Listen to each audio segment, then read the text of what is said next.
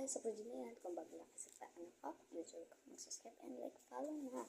Ako pala sa tayo at ang tuturo ko po bakit dapat manalangin. Kaya, tuturo ko po sa inyo paano manalangin. Sorry po. Magdadasal muna po nga tayo. Father, Son, Holy Spirit. Amen. Lord, salamat po. Lord, Almighty Father, we praise and thank you for this day. Watch over us as we go about our work and study. Help us in every way so that we can become the children you want us to be. Amen. Ayun po. Almighty Father, the Son, Holy Spirit. Amen. At ngayon po, magtuturo na po ako kung bakit dapat tayo manalangin. Tapos tuturo ko na po sa inyo. Ayun nga, kasi kasama ko po ang si Shane, si Lily. Nangangaway siya, nangangaway. Huwag ka mangaway. Kaya ma-misting tayo.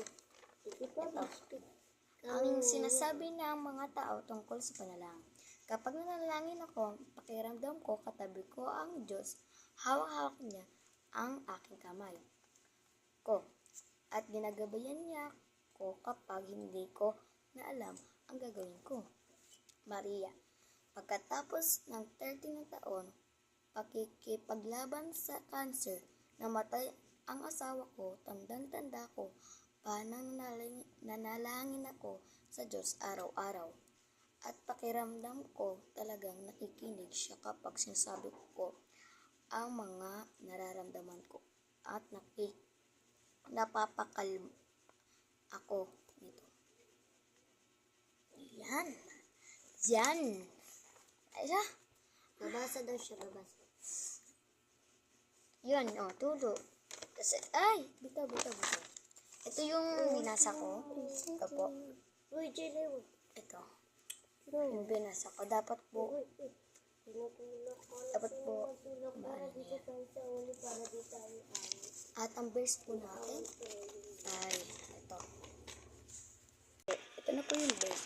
Kawikaan, chapter 3, verse 5 to 6. Magtiwala ka sa Diyos ng buong puso at huwag umasa sa sariling galing. Sa lahat ng gawain mo, kilalanin mo at tututuin niya ang iyong dinadaraanan. At yun po ang iyong mga verse. Ito po yung lahat ng verse ko. Ito po yung mga verse ko. Ito po yung pinanak ko sa inyo.